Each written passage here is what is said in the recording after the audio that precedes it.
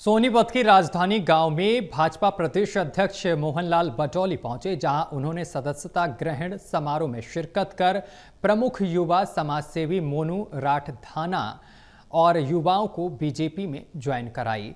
और प्रदेश अध्यक्ष ने कहा है कि पीएम का सपना 2047 तक भारत को विकसित राष्ट्र बनाने का है। देखिए हमारी ये खास रिपोर्ट।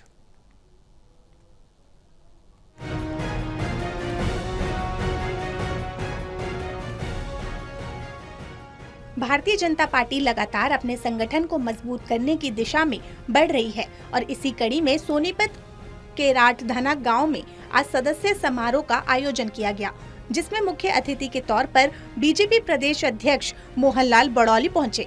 इस दौरान सोनीपत राई खरखोदा के विधायकों और बीजेपी नेता देवेंद्र कौशिक ने भी समारोह में शिरकत की। मोहनलाल बडौली ने सोनीपत के युवा और प्रमुख समाज सेवी मोनू राठधाना और अन्य युवाओं को बीजेपी का पटका पहनाकर बीजेपी में शामिल किया।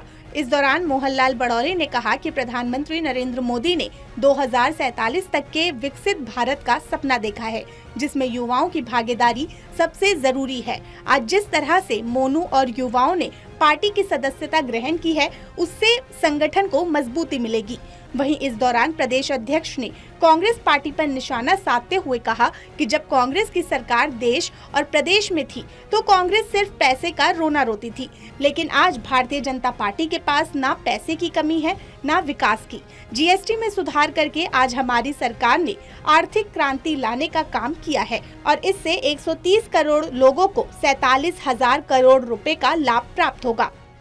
सेकंड रिफॉर्म जनरेशन की जो बात प्रधानमंत्री नरेंद्र मोदी जी ने 15 अगस्त को लाल किले से कही थी और सीतारमण जी ने उस बात को आगे बढ़ाते हुए जिस प्रकार से जीएसटी में जो सुधार किया है, ये आर्थिक क्रांति देश में साबित होगी और देश के 130 करोड़ लोगों को इसका सीधा लाभ 47,000 करोड़ रुपए का सीधा लाभ जनता को मिलेगा। और बहुत सारी चीज़ें, चाहे कृषि से संबंधित हो, चाहे गरीब मजदूर की रोज़मर्रा की चीज़ें हो, राशन हो, पहनने के कपड़े हो, दवाइयाँ हो, चाहे किसान का ट्रैक्टर हो, चाहे उसके कृषि के उपकरण हो, वो सभी सस्ते होंगे।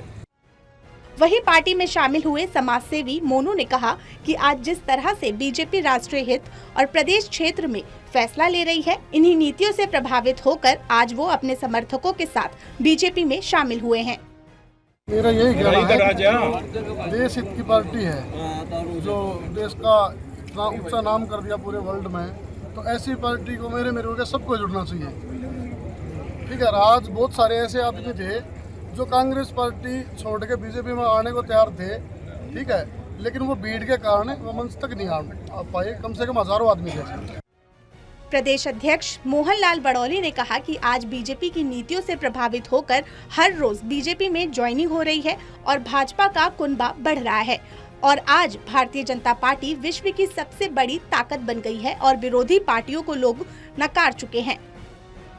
सोनीपत से टोटल टीवी न्यूज के लिए कविता शर्मा की रिपोर्ट।